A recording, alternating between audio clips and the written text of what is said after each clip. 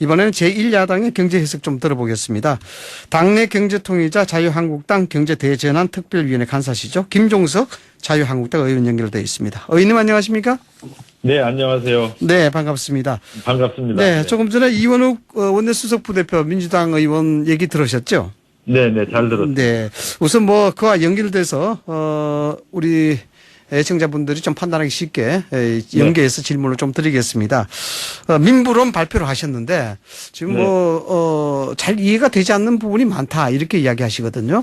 어떻습니까? 민부론에서 좀 간략하게 설명을 좀 해주시죠. 네. 지금 현재 자유한국당이 그 경제 대전환 프로젝트로 현재 같은 정부의 경제 정책으로는 한국 경제의 미래가 없다 이래서 대안을 마련하는 과정이고요. 네. 지금 중간 보고를 대표한테 지난주에 했고요. 그 중간 보고서의 제목을 이제 민부론이라고 붙였어요. 네. 그러니까 이게 기본적으로 이제 보고서의 명칭인데요. 물론 거기에는 이제 저희가 지향하는 그 방향이 담겨 있죠. 그러니까 아시다시피 국부론이라는 왜 경제학의 고전이 있지 않습니까? 애덤 스미스가 18세기에 쓴 책. 그렇죠. 네. 그거에서부터 이제 따서 현 정부 같은 이제 국가 주도의 경제 정책을 탈피해서 민간 중심의 그리고 경제 성장의 과실이 국민에게 돌아가도록 하는 민간 중심의 국민이 부자가 되는 경제를 지향한다. 이제 이런 의미를 담고 있다고 이해해 주시면 되겠습니다. 네. 이게, 일부에서는 말이죠. 민부론이 말씀하셨다시피 백성민자를 써서 민부론이라고 이렇게 볼 수가 있는데 이게 세부 내용에서 보면은 김병준 비상대책위원장 시절의 경제 담론이죠. 아이노믹스하고 많이 겹친다는 부분도 지적이 되고 있있습니다. 아니, 당연히 겹쳐야죠. 우리가 무슨 당연히 겹쳐야 된다. 것도 아니고 우리가 정체성이 바뀐 것도 아니고 또 경제난을 극복하고 나라 경제를 정상화시키고 민생을 살리는 데는 묘방이나 무슨 저희가 묘수가 없어요. 정답만 있고. 정답만 저희가 있다. 보기에는 자유한국당과 그 전신인 새누리당이나 그 자유우파 경제 정책이 정답이라고 보기 때문에 당 명칭이나 당 대표가 바뀔 때마다 경제 정책이 바뀌면 오히려 그게 더 이상한 거 아닌가요? 네. 조금 전에 제가 이원우 더불어민주당 의원님께 질문을 드렸던 내용입니다만 지금 한일 갈등 양상 그리고 미중 간의 문제 해서 진짜 문제는 경제가 아닌가 이런 생각이 드는데 이 와중에서 정부가 추진하고 있는 정부 정책의 큰 흐름들 이런 부분들을 어떻게 수정을 할 수 있는 방향이 필요하다 이런 의견이 나오고 있는데 의원님께서는 어떻게 보십니까? 당연하죠. 저희는 지금 현재 문재인 정부의 지난 2년간의 경제 성과는 더 말할 필요가 없다고 생각합니다. 완전히 경제 실패고 폭망이죠. 장기 경기 침체가 고착되고 실업이 고실업이고 성장과 분배 동시에 악화되지 않았습니까? 지금 민주당 이원욱 의원님께서는 분배를 개선하고 포용 성장 얘기하시는데 아니 결과가 그 반대 아닙니까? 어떻게 성장과 분배를 동시에 악화시키고 오히려 저소득층의 일자리를 더 뺏어가는 정책으로 더 저소득층의 실질소득을 감소시키고 나서 이게 무슨 경제 성과입니까? 그래서 저희는 그래서 이제 대전환을 해야 된다. 지금과 같은 경제 정책으로는 국내외의 난적한 어려움을 극복할 길이 없다. 그래서 저희 그 민부론의 핵심 개념은 대전환입니다. 이 상태로는 안 된다 이런 뜻입니다. 네, 이런 어떤 경제 정책의 대전환 이런 부분들이 필요하다는 의견이 있을 수도 있는데 이걸 그럼 대전환을 해야 되는데 자유한국당에서는 정부 여당의 선언적 조치, 선언적인 대전환을 해야 된다 이렇게 보시는 거죠? 선언적이라기보다는 사실은 굉장히 실질적인 얘기인데요. 지금 잘 아시다시피 현 정부의 경제정책 기조는 국가주의거든요. 그러니까 기업은 탐욕스럽고 시장은 불공정하니까 정치인과 공무원들이 개입해가지고 관치경제, 계획경제를 해야 되겠다는 그 이상한 시대착오적인 관념에 빠져가지고 지금 2년 만에 한국 경제를 이렇게 만든 거거든요. 그래서 저희 그 자유한국당의 대안은 일관되게 결국 일자리나 소득은 민간과 시장에서 만드는 거고 기업의 활력을 높여야 되고 헌법에 이렇게 써 있습니다. 대한민국은 민간과 기업의 경제상의 자유와 창의를 존중한다 이렇게 돼 있거든요. 이게 자유한국당은 큰 얘기하는 거 아니에요. 대한민국 성공의 공식이었던 헌법 정신으로 돌아가자. 이런 얘기입니다. 예. 이 한일 갈등이 계속해서 첨예화되고 이런 상태가 지속이 되면은 경제에 미치는 영향이 계속 더욱더 심화될 가능성이 그렇죠. 굉장히 크다. 네. 그래서 네. 이 경제에 대한 대전환, 정책의 수정, 변동 이것이 필요하다. 이렇게 주장하시는 거죠. 그렇죠. 일본이 우리한테 이렇게 함부로 대할 수 있는 것도 한국 경제의 약점을 봤기 때문 아니겠습니까? 그러니까 오히려 우리가 한일 경제 마찰에서 승리하는 방법은 한국 경제의 생산성과 경쟁력을 높이는 것이 가장 중요하다고 저는 생각합니다. 네, 알겠습니다. 어제 문재인 대통령이 말이죠. 국민경제자문회의를 가지고 이 관계장관들과 수출규제 대책 논의했는데 대일 메시지 그간에 했던 것과 비교했을 때 어떻다고 보십니까?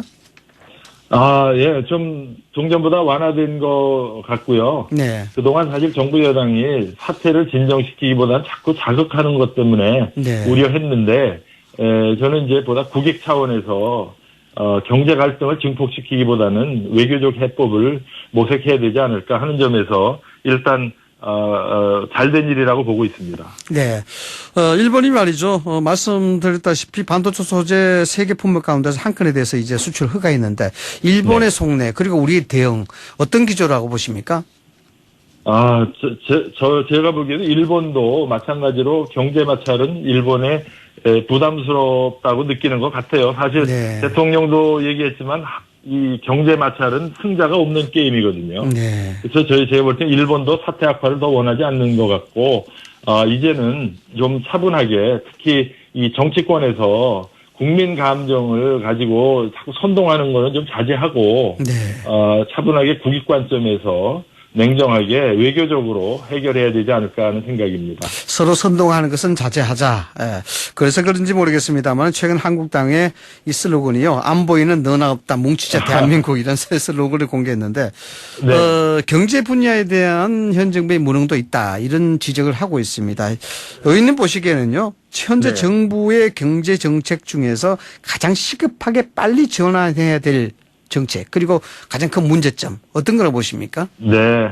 아까도 말씀드렸지만, 그 일종의 반기업 정서, 그러니까 기업은 다 탐욕스럽고, 그냥 놔두면 나쁜 짓만 한다는 어떤 그 선입관을 갖고 있는 것 같아요. 네. 그래서 자꾸 이제 관치 계획 경제적으로 경제를 운영하다 보니까, 관치 계획 경제를 채택한 나라 치고 잘된 나라 하나도 없어요. 네. 그러니까 대한민국도 완전히 지금 그 길로 가고 있거든요. 네. 그래서, 이 민간의 자율성, 창의성을 존중하고 규제를 풀고 특히 이 민노총을 비롯한 이 기득권화된 노동 권력을 정부가 국민의 이익을 위해서 제어하지 않으면 대한민국 경제가 네. 이 권력화된 대형 노조에게 볼모로 잡힐 수가 있다. 친노조와 친노동은 다른 겁니다. 반기업 정서가 가장 우선적으로 좀 전환이 될 부분이다. 뭐 이런 얘기. 네, 그리고 노동개혁을 해야 됩니다. 노동개혁을 그래야 해야 되고. 일자리가 생깁니다. 네, 이 두 가지가 가장 시급하고 가장 큰 문제점으로 빨리 개선돼야 될 문제다. 이렇게 보시는 거고요. 네. 예. 네.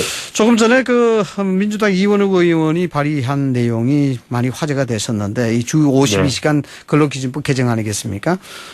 이게 이제 중소기업의 부담을 줄이기 위한 하나의 방안으로 대두가 되고 있는데 세 분야에서 각각 다르게 적용하는 법안도 발의할 예정이라고 이야기합니다. 이 근로기준법의 개정 필요성 한국당에서는 어떻게 보시는 걸까요? 네, 이원우 의원께서 그런 법안 발의하신 거 정말 반갑고 감사한 얘기인데요.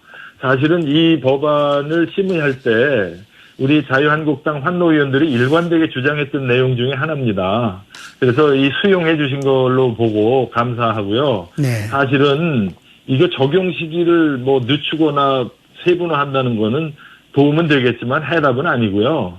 제가 볼 때는 업종마다 회사마다 다 사정이 다른데 네. 어떻게 획일적으로 언론기관 또 제조업체, 서비스업체, 운송회사 다 사정이 다른데 어떻게 획일적으로 52시간으로 강요를 합니까? 그래서 이미 부작용이 나타나고 있지 않습니까? 버스 업계에서도 그렇고 R&D 분야에서도 그렇고 그래서 이 적용 시기를 늦추는 것뿐 아니라 업종이나 이렇게 계절 변동이 큰 산업에 대해서는 좀 예외를 확대하고 가급적 노사 자유를 존중하는 쪽으로 제도가 좀 유연화되어야 한다는 게 제 생각입니다. 제도와 정책이 유연화돼야 되고 이런 52시간 근로기준법 개정에 대해서는 환영한다. 뭐 이런 톤으로 해석이 해도 될 수 있는 거죠. 네. 충분하진 않지만 일단 바람직한 일이다. 저는 그렇게 봅니다. 그렇게 보면요. 조금 네. 전에도 지적을 하셨습니다만은 지금 이제 경제가 어려워지는 그런 상황에서 정부의 경제 정책이 전환이 필요한데 이게 꼭 선언적이 않더라도 이런 네. 뭐 이현옥 의원의 개정발의라든가 이런 것을 봤을 때 정부가 현실에 맞게끔 정책을 수정해 나가고 있다고 보시지는 않으신지요? 저는 이원욱 의원님과 같은 좀 이렇게 현실적인 인식을 가지시고 경제정책을 좀 현실적으로 정상화했으면 좋겠어요. 그동안 현 정부는 지나치게 이념지향적이고 비현실적인 어떤 관념론에 빠져 있었던 것 같아요. 네. 그래서 이제 지금 국제금융시장도 극도로 불안하고 한국 경제가 지금 극도로 취약한 상태에서 해외발 악재가 지금 계속 쓰나미처럼 밀려오고 있지 않습니까? 네. 이럴 때 정부나 특히 정부 여당의 정치권에서 기업을 위축시키고 소비자들을 불안하게 하는 이런 언행이나 선동은 좀 삼가고요. 네. 이 한일 외교 갈등도 마찬가지고요. 빨리 좀 안정시키고 국민들이 생업에 안심하고 종사할 수 있게 해주는 게 우리 정부나 정치권의 의무라고 생각을 합니다. 네. 관념적인 부분에서 현실적인 개념으로 돌아와야 된다. 이렇게 보시는 거죠? 네, 그렇습니다. 알겠습니다. 이 투자 혁신 성장을 제시했습니다. 한국당에서요. 네, 이게 소득주도 성장에 대체되는 개념인데 이게 소득주도 성장의 가장 큰 문제점이 원론적인 질문이기는 합니다만 이 문제 네, 한번 네. 짚어주시죠. 네, 여러 차례 지적을 했는데요. 결국 경제 성장이라는 게 GDP가 늘어나는 과정 아니겠습니까? 네네. 이게 1인당 GDP 국민 소득이라고도 하고요. 네. 그러니까 결국 경제 성장이라는 거는 생산량이 늘어나는 거고요. 생산이 늘어나는 거고 그게 소득이 늘어나는 거거든요. 네.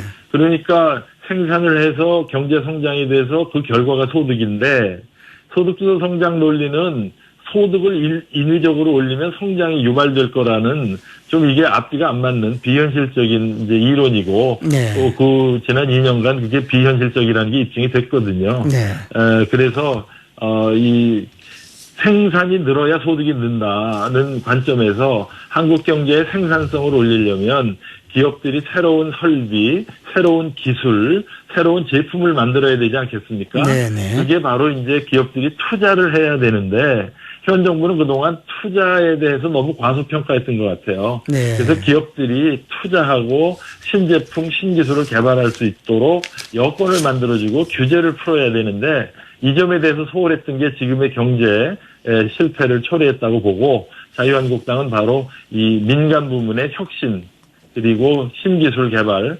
촉진하는 투자를 장려하자 이런 차원에서 투자 혁신 성장이라고 이야기하는 겁니다. 네, 알겠습니다. 마지막으로 하나만 질문 더 네. 드리겠습니다. 역시 뭐 좀 원론적인 질문일 것 같은데요. 경기 하강 국면, 이 글로벌 경기 하강 네. 국면이죠.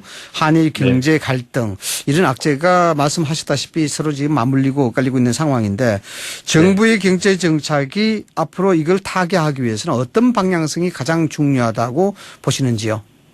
네, 일단 이 경기 침체를 막아야 되겠죠. 지금 경기가 침체 국면을 넘어서 지금 상당히 위기 국면으로 가고 있기 때문에 특히 외부 충격에 굉장히 취약한 상태입니다. 그래서 외부 충격을 견딜 수 있는 첫 번째 방파제가 경상수지 흑자 유지하는 거고요. 네. 그다음에 그 경제 위기가 왔을 때 한국 경제를 지켜내는 게 재정 건전성입니다. 우리 IMF 재정 위기 건전성. 때도 재정 네, 그렇죠. 건전성 덕분에 그랬거든요. 그래서 지금 이 경상수지 흑자 폭도 지금 계속 줄어들고 있고요. 또 현 정부의 그 재정 정책이 자꾸 재정 확대 정책으로 해서 재정 건전성이 위협받고 있기 때문에 네.